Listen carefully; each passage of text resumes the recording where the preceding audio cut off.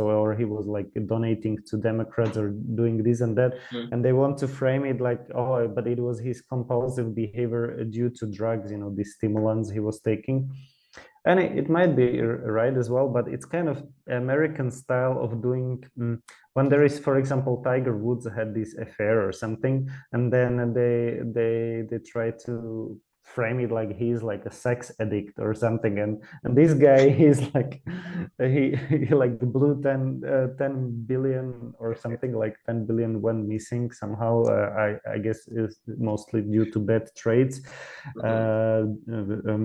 But they kind of try to frame it like, oh, but he was the stimulant addict, so he had this like risky gambling kind of compulsive behavior. So okay, but it has nothing to do with us. But I think it's not that easy. I mean, it's interesting angle, but it's I think you can't just let him off the hook like that. It's just like yeah, he was just an addict, and we have nothing to see here. Move on.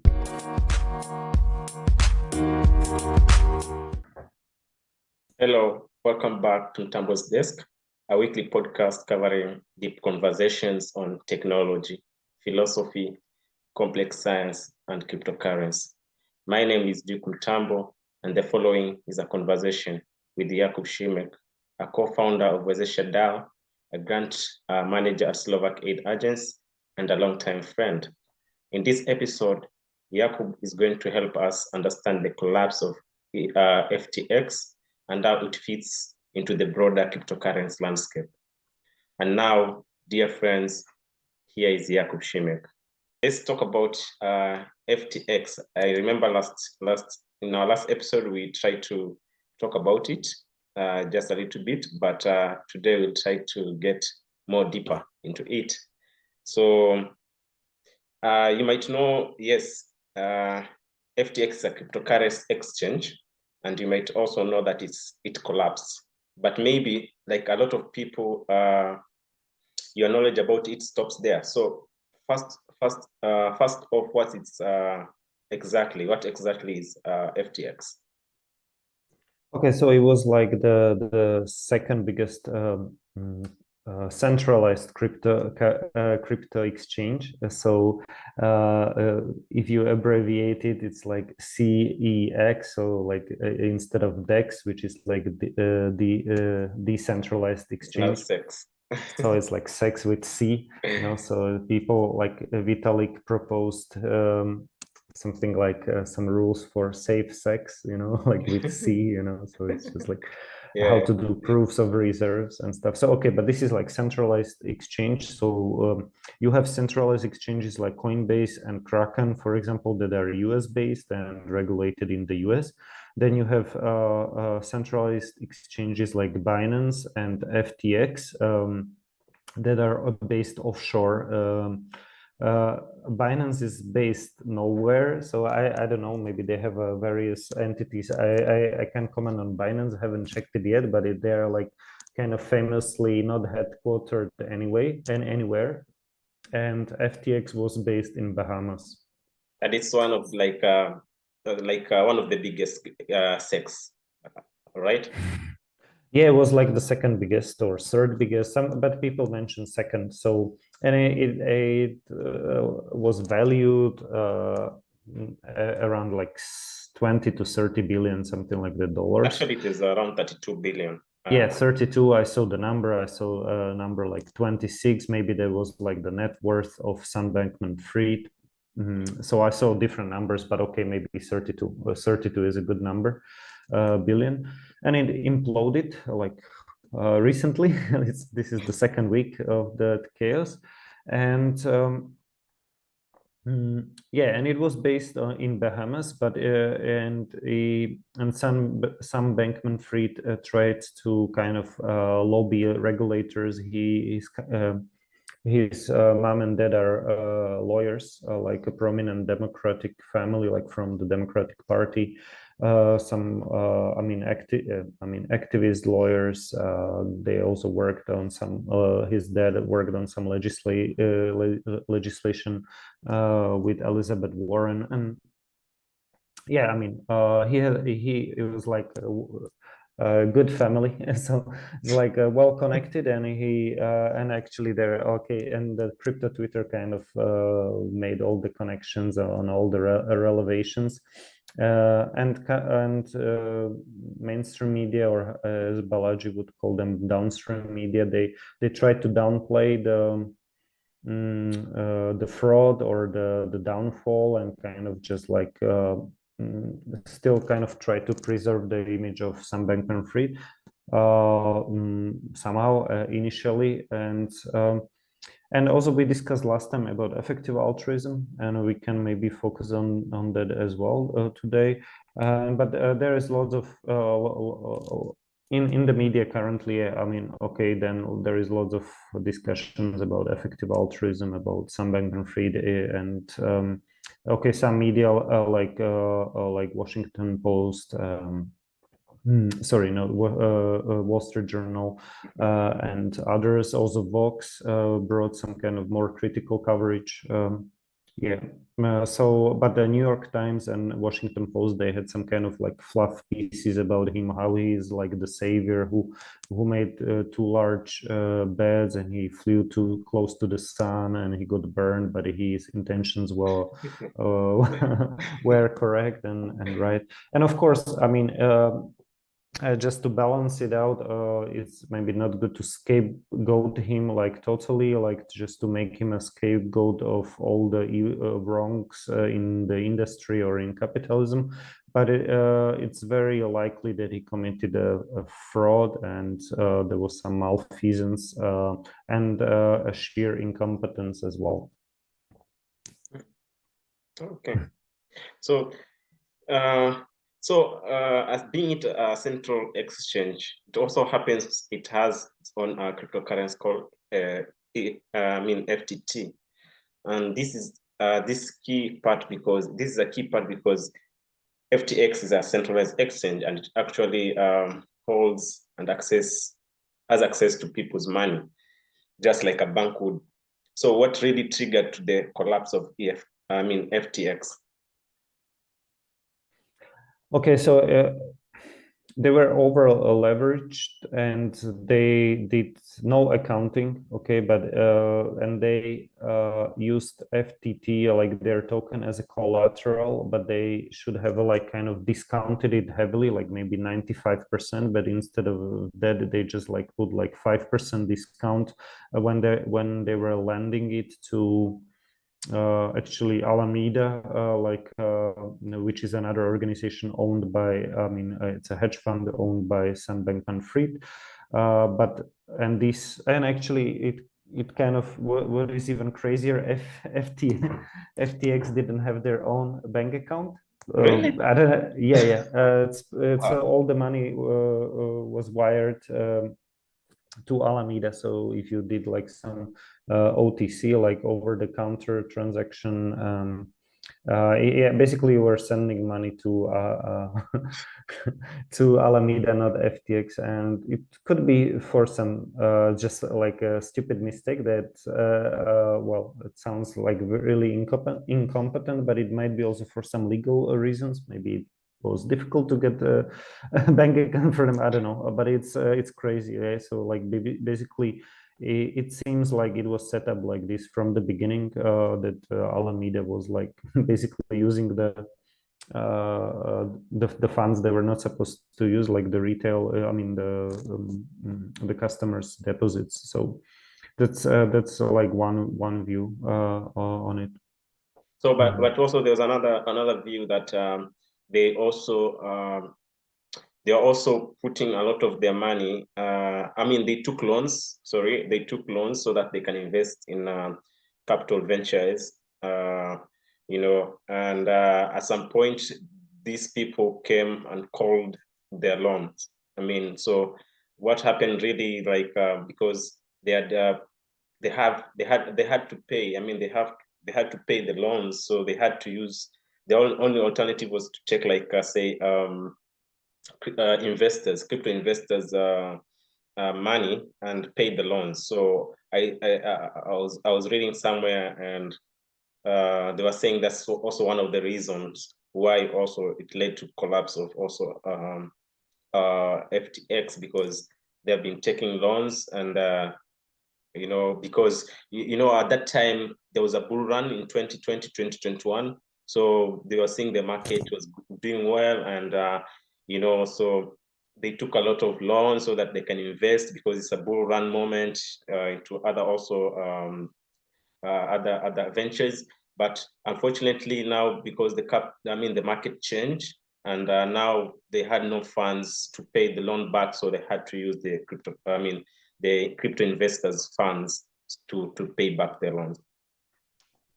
Yeah. I mean, that's correct. Like they became insolvent maybe because of this Luna and Terra meltdown, and then they raided their customer deposits.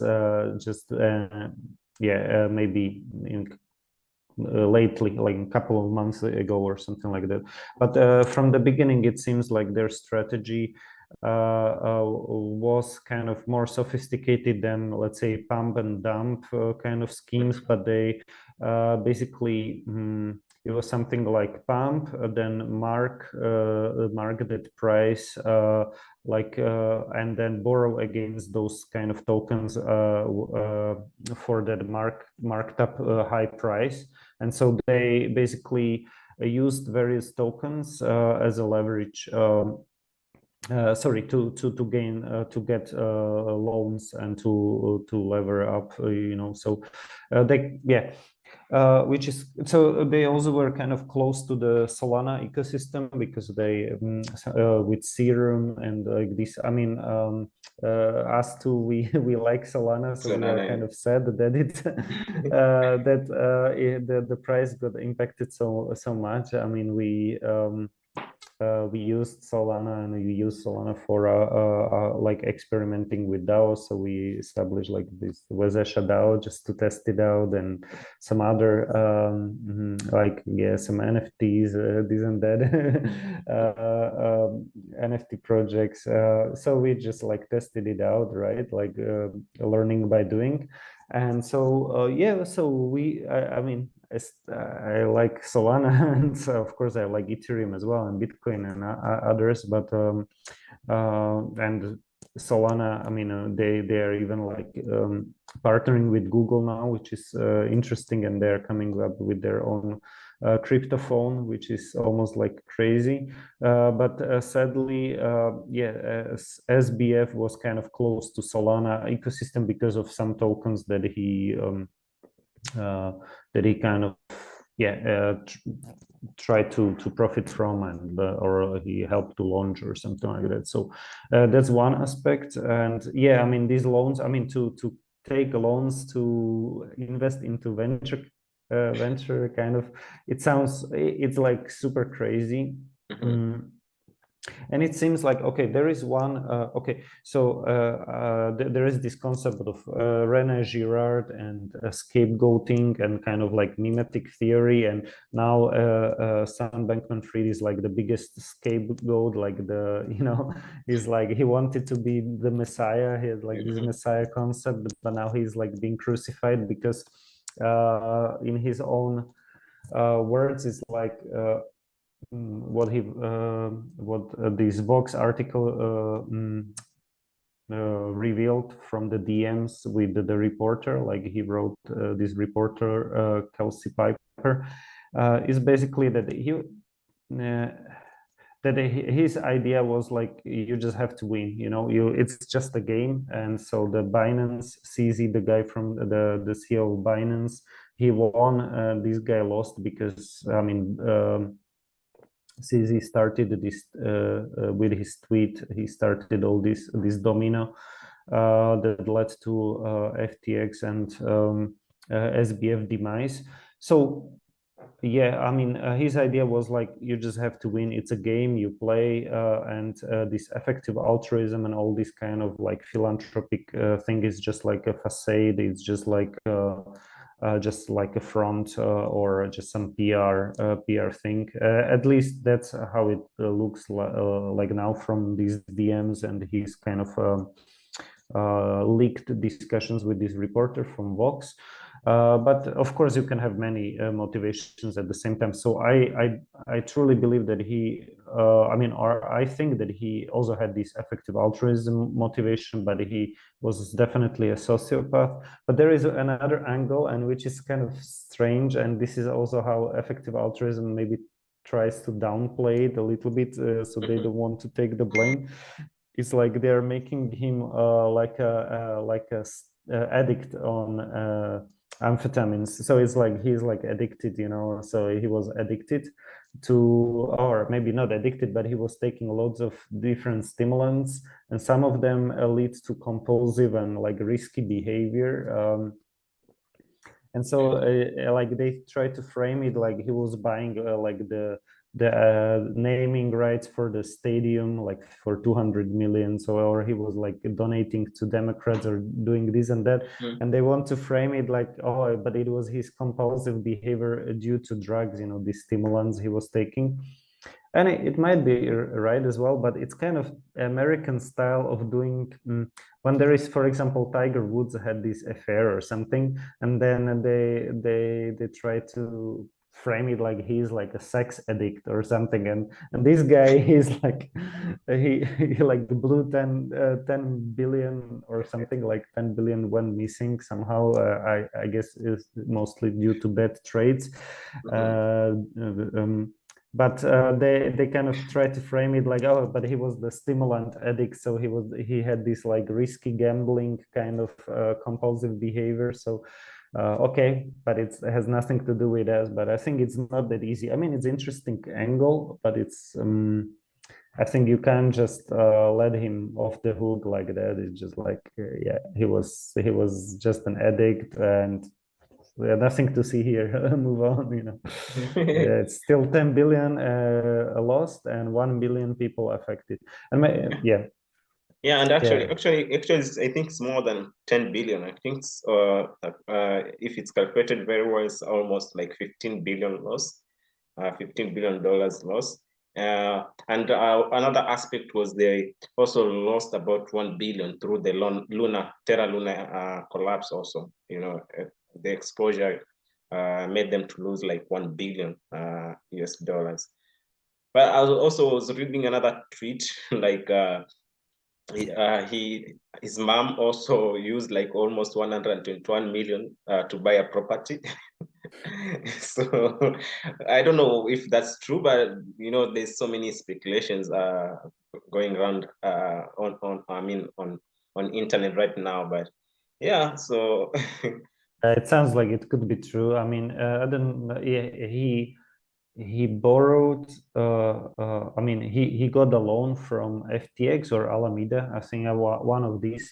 Like 1 billion personal loan, and then another company he owns, some bird something, I forgot the name, got like 2.3 billion loans. I don't know why he needed the money, but okay. It sounds crazy, but I think it's just like it's really. But I think there is something to that argument of his, that if he didn't lose, or if he didn't file for bankruptcy, or if this, maybe if he wasn't trolling Binance CEO CZ, and that he can't come to DC because I don't know, he can't fly to the US or what. Maybe if he wasn't behaving like a jerk and just total yeah, like stubborn, or like like a jerk basically, and kind of being if he yeah, and if he got his shit together and maybe had like better management and actually some accounting at all or something, this wouldn't happen. But there is something to it, like he was like okay, the FTX grew really fast. I mean, he must have been doing something right, at least on the kind of social proof. That's what the biology distinguishes: social proof and technical proof.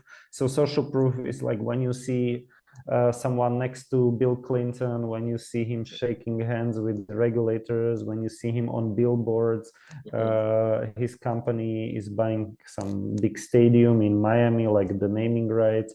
And I don't know if you see all these kind of media on the cover of, when you see him on the cover of Forbes and Fortune, then this is like the social proof. So at least he was doing this right. And also his FTX exchange got like million customers and many institutional customers, like Ontario Pension Fund.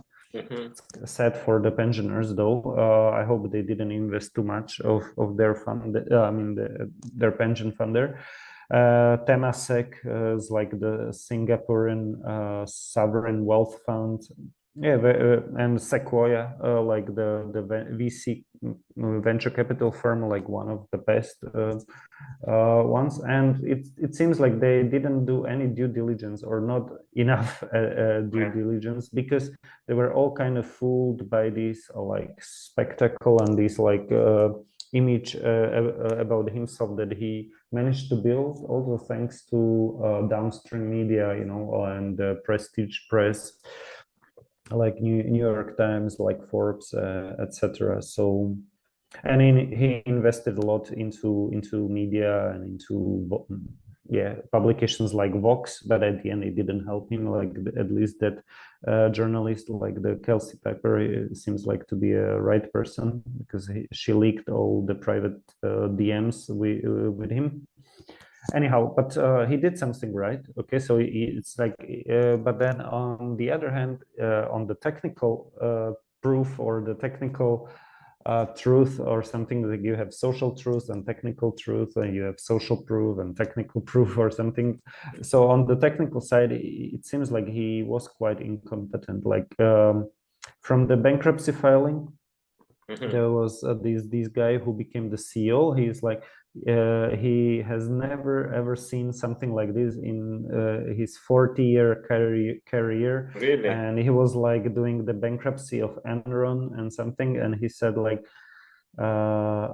he hasn't seen something like the levels of incompetence, and like basically there was no accounting at all, and like the buying the employees were buying houses with the company money, the loans, the private loans and stuff. But what I wanted to say, usually, I mean, this is like this ultra high net worth individuals, usually they actually get loans. It's kind of interesting, but because they don't want to pay taxes, and actually most of their wealth is like in some kind of company they haven't that didn't go public, for example, or they don't want to sell stocks. So usually what they do, like they just get a loan, but let's say they get a loan from the bank and they put their stocks as a collateral. But it's so it's not completely strange to get a loan, but to get such a like a 1 billion loan from your own company, it's kind of, I don't know, it's crazy. I mean, it's not strange to get a loan when you are rich, but there was like no board, there was no oversight. Yeah, I mean, crazy shit. So yeah, so when it all went down, it's crazy because like I'm trying to imagine like getting a personal loan of $1 billion. That's crazy. Yeah, but why would you need it, you know? Like, and what is anyway, it's crazy. Yeah, for me like personal loan, let's say of 20 million might be okay, that's fine. But like 1 billion a personal loan, not even a business loan, that's crazy. Yeah.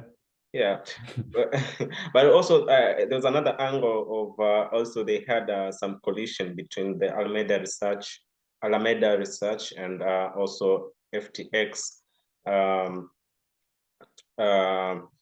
That's why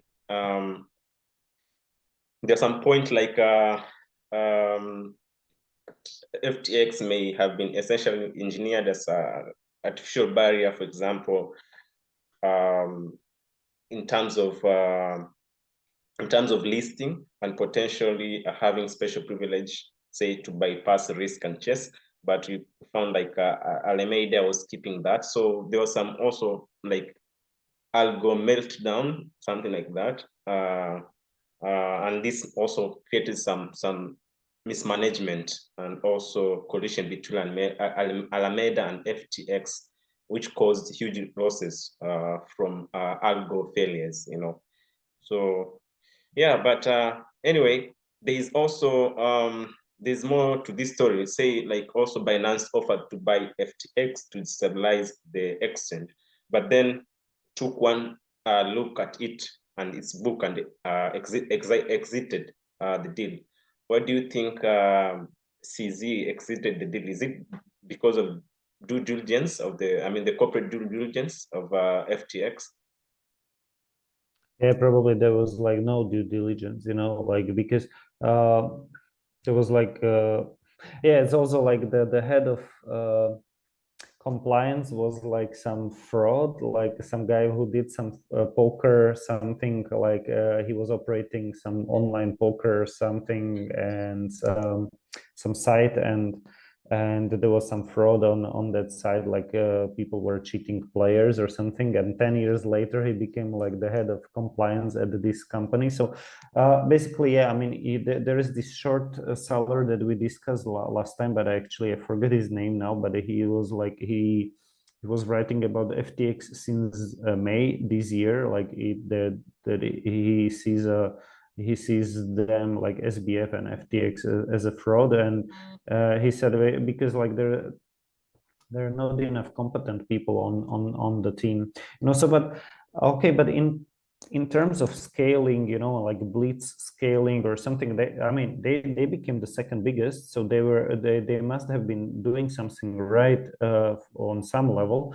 but on technical level, like there were some crazy shit, like on the social level they did a lot of things, like donating to the right people, being friendly to the right media, not pissing off regulators, not talking badly about regulators. They did a lot of things, I guess, right, but at the end, as Balaji says, this might be a counter signal, like if media are writing about you, like the next hero, putting you on a cover, while they are not doing the same with Elon and with others, like they hate Elon, but they loved SBF. So usually this is like a signal that maybe you shouldn't trust that guy who the media love or something like that. But anyhow, but on a technical level, I think I also heard like on some podcasts, like probably that was also from this bankruptcy filing, that they were storing private keys in some Google spreadsheet. Wow. So there was like total no OPSEC, no operational security. Like so it's actually interesting that they didn't get hacked before or something. So, but yeah, but yeah, it seems like they just raided customer funds, but they did it through this like collateral kind of like this FTT collateral, but this collateral was like bookmarked like 95% of the value of this FTT, but it's like like a low volume token, it's just their token, like with no, doesn't have a big market, and it can collapse anytime or something. So, and they used this FTT as a collateral, and also they kind of yeah, to get loans, and why there was not enough oversight or due diligence. And it's just like because they were rude and very arrogant, so that's the word I was looking for. Yeah, arrogant, and kind of so there's these guys, as we discussed also last time, this all in podcast, and there's this guy Chamad Palahapatia, and the guy was like in they were fundraising from him. They wanted yeah, like some fundraising round, like funding round for FTX, and he wanted them to send him some information about the board, about, I don't know, some due diligence stuff, and they called him and just basically told him to fuck off. So I think this was like sorry for swearing, but that was like just quoting. Yeah. just quoting, and the video is like there is a short YouTube video just from that podcast episode where he describes how they told him to F off, basically. So I think they were doing this to others, and they saw like how quickly they were growing. So I think they just didn't ask too many questions. They just wanted to get into that onto that train, not to miss it. Mm.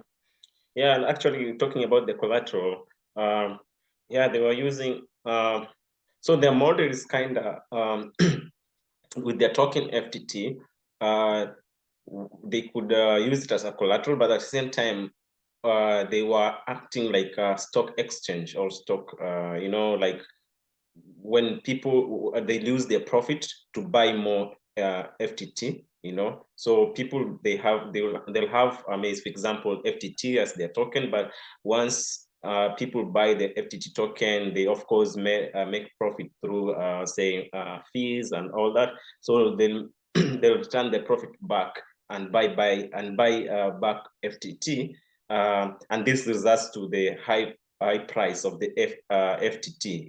So Yeah. They were buying it back, so with their part of their profit. So it's like a buyback, like stock buybacks, So it's like it's like it's a like an exchange token, but it's kind of like a stock almost, something like that. And they were also manipulating somehow. They didn't allow short selling in FTT, or they manipulated somehow this ability to do short selling in FTT. So they really kind of like try to use it as just like to use it as a collateral, something, and like artificially prop up the value of it. So if they are the biggest buyers or something, they're buying it back.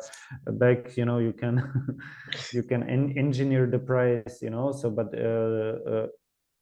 the issue was like if it's like if it had like a big market cap or something, it shouldn't collapse just overnight because of one tweet. So they were obviously over leveraged, and they were hiding bad bets and bad trades with basically just by raiding customer funds, so the customer deposits. So I guess, and maybe even I don't know how it will play out. Maybe technically they might, because if you are smart and you want to do some kind of like malfeasance, like some bad things, usually you should have some kind of like plausible deniability kind of thing. So you use like okay, so you have also like some like nice story about like how you are being a messiah, let's say effective altruism, like you want to help prevent another pandemics, you want to save people from non-human aligned artificial general intelligence, and this and that. That's like one part where you are building some kind of some like reputation laundering, it's called. And another one is you should have some kind of plausible deniability. So basically you could kind of engineer it as like you're not you're not stealing the funds because they basically were there all around. They were always there at Alameda, so it's like you can't steal what you basically have. But also like by having these kind of loans, so it might at the end be kind of technically not morally or something. It might not be a legal fraud, at the end. I don't know. It's just like I think it's a small chance, but at the end it might be just like. But I think it's a small chance because the whole operation kind of from the articles, like this Milky Eggs article and stuff, it looks like a big mess, like a disorganized mess. So probably, it's like there is this idea from Balaji or something, like it's like evil versus stupid versus smart versus good, so it's like good is like doing something for the benefit of others while not expecting anything in return. And and smart is like win-win. So you do something beneficial, but you also benefit, and basically then evil is like doing something for your benefit at the expense of others, so the others are like hurt. And then stupid is something like you hurt others, but you also hurt yourself. So it's like always the question, like, are you where they're evil or just stupid? And the stupid is like the worst, because you even don't know that you are stupid usually, and you hurt others. Let's say you hurt your customers, you hurt yourself, you hurt effective altruism movement. Just like, yeah, and you even don't know about it because you think that you are the smartest guy, or something, but then but you don't keep any books, you don't have you don't have any records, you don't do any accounting. And so what basically what I wanted to say is, like, probably I think there is a small chance that they might get scot-free, or they might just like they might not go to jail. There is a small chance always, probably for some obscure technical reasons or something. But I doubt it, because I think they were just like a big mess, so they were not like too sophisticated, like, I guess, like having some loopholes there to play it. I don't know. But so, in your opinion, he was to be like an effective altruist, but he miscalculated somehow and is becoming effective elusivist, right? Yeah, okay, so it's like instead of earn to give, because like this guy McAskill, he's like the co-founder of effective altruism. They were also kind of strongly promoting this idea of earning to give. So like you can like you should try to earn as much money as possible, and then let's say donate like a tithing, like let's say donate 10% or 30% or 50% or whatever of your wealth or of your annual income or something like that. Like, I mean, it's different when you are doing startup. Is a bit different than when you are like earning like salary, or earning, I don't know, some like passive income or something. Okay, but this is like the idea of earning to give, and last time we discussed the idea we came up, which is, I mean, it's just the name we came up. It's just like a rug pull to give, basically, because this FTX, the whole FTX fiasco looks like a rug pull to give. So like they wanted basically kind of cheating customers, maybe also with this Alameda plus FTX connection, like they were probably like also cheating like their customers in some trades. Then they crossed the Rubicon, and they crossed the line by raiding the customer's fund. But maybe technically, I mean, just looks like a loan. They did a loan, but the loan should be like at the 95% discount or something like that. So I mean, if they have like 1 billion in FTT, I'm just making it up, the numbers, so maybe they should have just gotten like 50 million, but not 950 million, like that should have been the balance maybe there. And if they did that, I mean, if they did exactly this, like maybe put 1 billion in FTT as a collateral and get like 50 million as a loan, that I think they wouldn't have collapsed, but they really tried to juice out the maximum. And some of it might have been influenced by this effective altruism kind of mantra of earn to give. So I mean, you want to go big because you want to earn as much as possible to then invest in some long-term causes. But as we discussed last time, it might be like also something called Pascal's mugging, that you, you kind of are encouraged to cut corners because you think that you will save like billions of people in some far future or something like that. Oh, okay. So Yeah, so but elusive altruism, like that's what we discuss now, or I mean, for like a title maybe for this episode, and it's just like, yeah, it's basically the same idea. Instead of being effective altruist or something, you are elusive because you are like kind of, you just like disappeared with 10 billion or something like that. Okay, so maybe to give a summary based on based on the milk eggs, they are saying like they're trying to give a very rough accounting of their potential losses, and they say like 1.5 billion went to BlockFi acquisition, like and I mean with and also Voyager. They lost 1 billion through Luna exposure, another 1 billion also through KCG style algo crash. They also lost 2 billion through FTT stroke serum collateral maintenance, another 2 billion on venture capital. Also, another billion. They lost another billion also on real estate branding and frivolous spending.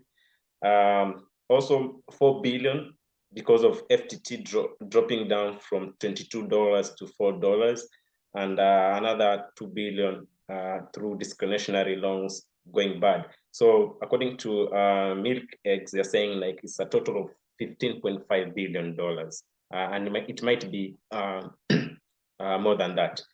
So yeah, that's like where the money could have gone, like what they spent and where it could have been lost, right? Like, so yeah, I mean, why it's not there and why it's in some other assets, and some of those bets depreciated, or where there were some bad trades. And this is some kind of like very rough estimate back of the envelope calculation. So yeah, it could be something in the ballpark of that 15 billion. It could have been just 10 billion, 10 to 15 billion. Yeah, but it's a very good this blog post at Milky Eggs. If you Google it, like Milky Eggs and FTX or something like that, you will find it. It's a good article. yeah. Well, so stepping back a little bit, a lot of cryptocurrencies have collapsed in the past year.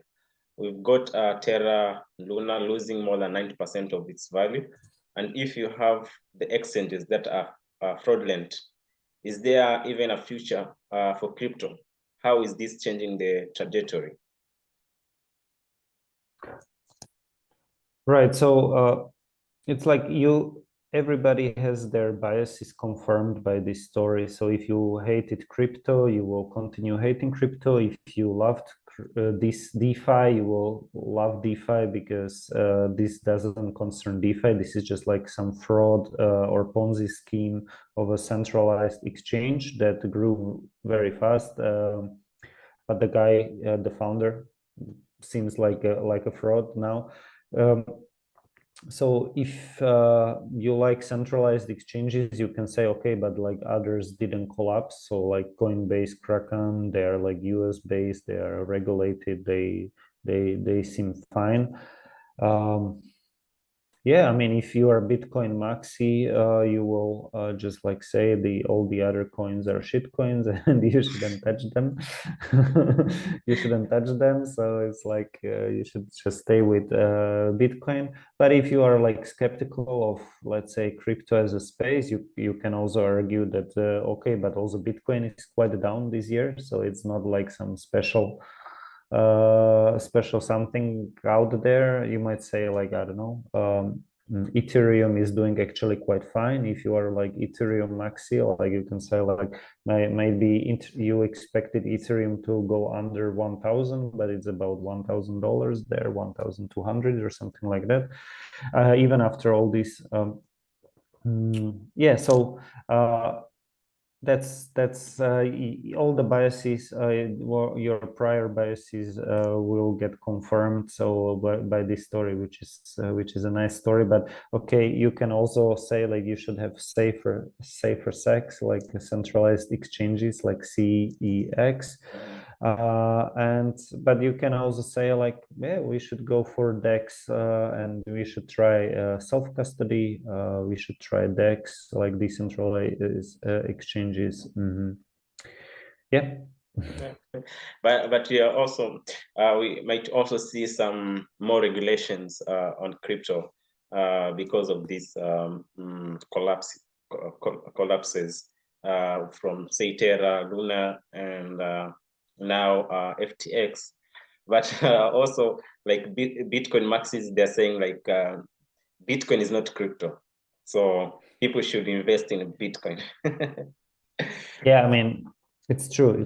But yeah, I mean, yeah, Bitcoin is the first the first yeah, digital gold or something, and it has this application of the digital gold, so it's great. Bitcoin is great, and of course, this is no financial advice, but I mean, what I would do if if I save some small money.